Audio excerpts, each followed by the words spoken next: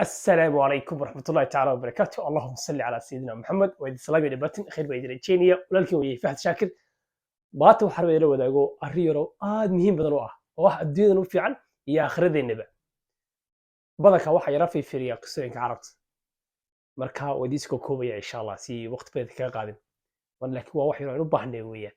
oo simple ah weliba markanu shaqo raadis iyo lacag raadiskanu ka horeyna haddii noo Soomaaliya okay nin dhalinyaro ah oo jooga waddanka Faransiiska ayaa waxaa soo wacay shiikh buu soo wacay telefoonka culimada la waco wuxuu yidhi shiikhow anigu bilaa sharci baana sharci ma lihi yani qaxooti baan ka haya ama waxaan mengeledoon baan ka haya faransiiska anigii gabadhayduna anigu ma shaqay gabadhayduna ma shaqayso carruur yarna waan haystaa caydha lacagta caydhadooduna sida faransiiskuna nagu yartay wax nagu filan maaha shiikhow maxaan sameeyaa laakiin shiikhow waan shaqeeyaa shiikhow meel khamri ah ama baar ah baan ka shaqeeya halkaas waxaan ka soo helo in carruurtooda ku biiliya waa 800 oo euro 800 oo euro ayaan ka shaqeeyaa meesha sheekhu wax bedel lama sheekhu arrin maxaaran ba hadana wax kale iyo doorasho kale aan haynin marka sheekhu la wuxuu ku yiri wax xaraam buu ku yiri meel ka shaqeysa meel baara oo khamri oo xaraam weeyaan iskaga tag carruurtaada iyo gabadhaadana meel khamri oo cunto lacag xaarana carruurtaada siinin kadib isagu neejibsin buu ku yiri sheekh wax kale oo dawladdu inaan shaqeeyo ma ogola way sharci darrada bedelkeedana ma hayo waxa dawladdu siinaysa aniga carruurta naguma filna oo carruurtu labis iyo kabo iyo wax buu baahiyin sheekhu wuxuu ku warniyo arrintaas kaga tag laakiin hal wax baan ku odhanaya buu ku yidhi oo muhiima wuxuu ku yidhi waxaad samayso keliyata si aad shaqo fiican u heshid culayska ilahay kaga dulqaado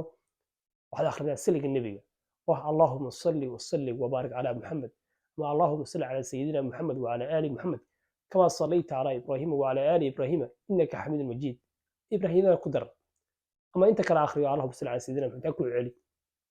wiilkii isagoo sheekhii magaranaysan ku qanacsanayn waa fahmaysa isagoo dahabi ku hayn sheekhu shaqadaadi ka tag oo ta kala sabee wiilkii shaqadii buu iskaga tegay hal maalin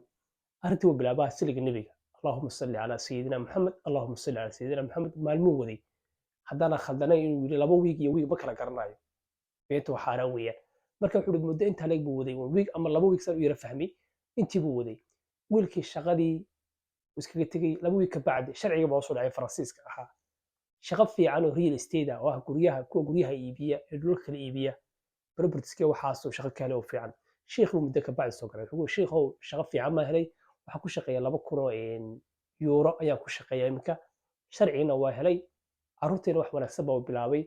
arrintii siliga nebiga bedelkaasan ka haya marka dadka badanka ka hadla siliga nebiga ee isbedelka ku haya waa too much way badan yihiin inaga qaar baa naga mid way jiraan siliga nebigu waa wax fudud